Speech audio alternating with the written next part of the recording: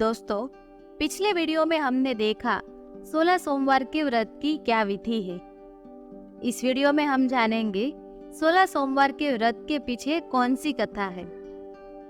एक समय महादेव जी पार्वती के साथ भ्रमण करते हुए मृत्युलोक में अमरावती नगरी में आए। वहां के राजा ने शिव मंदिर बनवाया था, जो कि अत्यंत भव्य एवं रमणीय तथा मन को शांति पहुंचाने वाला था। भ्रमण करते समय शिव पार्वती जी वहां पर ठहर गए। पार्वती जी ने कहा, हे नाथ, आओ आज इसी स्थान पर चौसर पासे खेले। खेल प्रारंभ हुआ। शिव जी कहने लगे, मैं जीतूंगा। इस प्रकार उनकी आपस में वार्तालाप हो रही थी। उस समय पुजारी जी पूजा करने के लिए आए। पार्वती जी ने पूछा, पुजारी जी बताइए, जीत किसकी होगी? पुजारी जी बोला, इस खेल में महादेव जी के सामने उसके समान कोई दूसरा पारंगत नहीं हो सकता, इसीलिए बाजी ये महादेव जी ही जीतेंगे। परंतु हुआ उल्टा और पार्वती जी की जीत हुई। अतः पार्वती जी ने पुजारी को कोढ़ी होने का श्राप दे दिया। उसके श्राप के कारण पुजारी जी कोढ़ी हो गया। शिव पार्वती जी दोनों वापस चले गए। कुछ समय बाद अप्सराएं वहां पर पूजा करने आई। अप्सराओं ने पुजारी के उसके कोढ़ी होने का कारण पूछा, तो पुजारी ने उसे सारी बात बता दी। अप्सरा कहने लगी, पुजारी जी, आप 16 सोमवार का व्रत करें और शिव जी को प्रसन्न करें। प्रसन्न होकर भगवान शिव जी आपका हर संकट दूर करेंगे। पुजारी जी ने अप्सरा से व्रत की विधि पूछी। अप्सरा ने व्रत करने और व्रत का उत्थापन करने की संपूर्ण विधि बता दी। पुजारी ने विधि पूर्वक, श्रद्धा पूर्वक इस व्रत का प्रारंभ किया। अंत में व्रत का उद्यापन भी किया। व्रत के प्रभाव से पुजारी जी संपूर्ण रोग मुक्त हो गए। कुछ दिनों बाद शंकर पार्वती जी पुनः उस मंदिर में आए, तो पुजारी जी को रोग मुक्त देखकर पार्वती जी ने पूछा, मेरे दिए हुए श्राप से मुक्ति पाने का कौन सा उपाय किया तुमने? पुजारी जी ने कहा, हे माता, अप्सराओं द्वारा बताए गए 16 सोमवार के व्रत करने से मेरा यह कष्ट दूर हुआ है। पार्वती जी ने भी 16 सोमवार का व्रत किया, जिससे उनसे रूठे हुए कार्तिकेय जी भी अपनी माता से प्रसन्न होकर आज्ञाकारी हो गए। कार्तिकेय ने पूछा, हे माता, क्या कारण है कि मेरा मन सदा आपके चरणों में लगा रहता है? पार्वती जी ने कार्तिकेय को 16 सोमवार के व्रत का महत्व तथा विधि बताई। तब कार्तिकेय ने भी इस व्रत को किया, तो उनका बिछड़ा हुआ मित्र मिल गया। अब मित्र ने भी इस व्रत को अपने विवाह होने की इच्छा से किया। फलस्वरूप वह विदेश गया। वहां के राजा की कन्या का स्वयंवर था। राजा ने प्रण किया था कि हथिनी जिस व्यक्ति के गले में वरमाला डाल देगी, उसी के साथ राजकुमारी का विवाह करूंगा। यह ब्राह्मण मित्र भी स्वयंवर देखने की इच्छा से यहाँ एक ओर जाकर बैठ गया।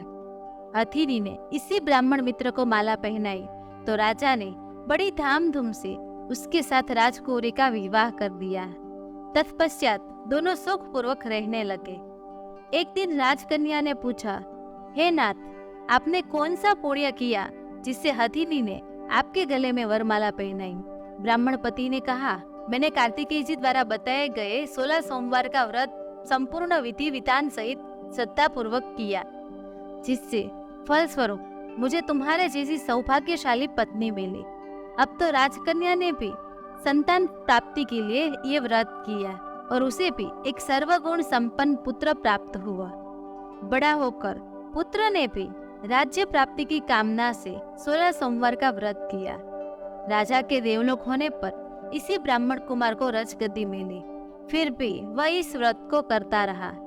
एक दिन उसने अपनी पत्नी से पूजा सामग्री शिवालय ले चलने को कहा, परंतु उसने पूजा सामग्री अपनी दासियों के साथ भिजवा दी। जब राजा ने पूजन समाप्त किया तो आकाशवाणी हुई, हे राजा, तुम इस पत्नी को त्याग दो, नहीं तो राजपाट से तुम्हें हाथ धोना पड़ेगा। प्रभु की आज्ञा मानकर उसने अपनी पत्नी को महल से निकाल दिया।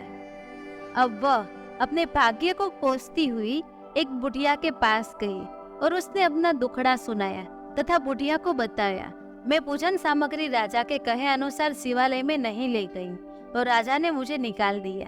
बुढ़िया ने कहा, तुझे मेरा काम करना पड़ेगा। उसने स्वीकार कर लिया। तब बुढ़िया ने सूत की गठरी उसके सिर पर रखी और बाजार भेज दिया। रास्ते में आंधी आई तो सिर पर रखी हुई गठरी उड़ गई। बुढ़िया ने डांटकर उसे भगा दिया। अब रानी बुढ़िया के यहाँ से चलते चलते एक आश्रम में पहुंची। गुरुजी उसे देखते ही समझ गए कि यह उच्च घराने की अबला विपत्ति की मारी है। वे उसे धैर्य बंधाते हुए बोले, बेटी तू मेरे आश्रम में रह, किसी प्रकार की चिंता मत कर। रानी आश्रम में रहने लगी, परंतु जिस वस्तु को वह हाथ लगाती वह वस्तु खराब हो जाती। यह देखकर गुरुजी ने पूछा, बेटी किस देव के अपराध से ऐसा होता है? रानी ने बताया कि मैंने अपने पति की आज्ञा का उल्लंघन किया और शिवालय में पूजन के लिए नहीं गई। इससे मुझे घोर कष्ट उठाने पड़ रहे हैं। गुरुजी ने शिवजी से उसके कुशल क्षेम के लिए प्रार्थना की और कहा, बेटी तुम 16 सोमवार का व्रत विधि के अनुसार करो। तब रानी ने विधि पूर्वक व्रत पूर्ण किया। व्रत के प्रभाव से राजा को रानी की याद आ गई और दूतों को उसकी खोज में भेजा। आश्रम में रानी को देखकर दूतों ने राजा को बताया। तब राजा ने वहां जाकर गुरुजी से कहा, महाराज यह मेरी पत्नी है, मैंने इसका परित्याग कर दिया था, कृपया इसे मेरे साथ जाने की आज्ञा दे।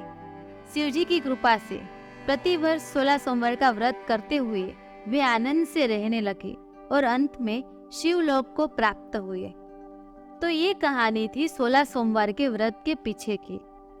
दोस्तों उम्मीद करते हैं आप सभी को हमारा ये वीडियो पसंद आया होगा। वीडियो पसंद आया हो तो वीडियो को लाइक और शेयर करना मत भूलिएगा। ऐसे ही वीडियो देखने के लिए आप हमारी चैनल पौराणिक कथा को सब्सक्राइब जरूर कीजिए और देखते रहिए, जानते रहिए। धन्यवाद। जय हिंद, जय भारत।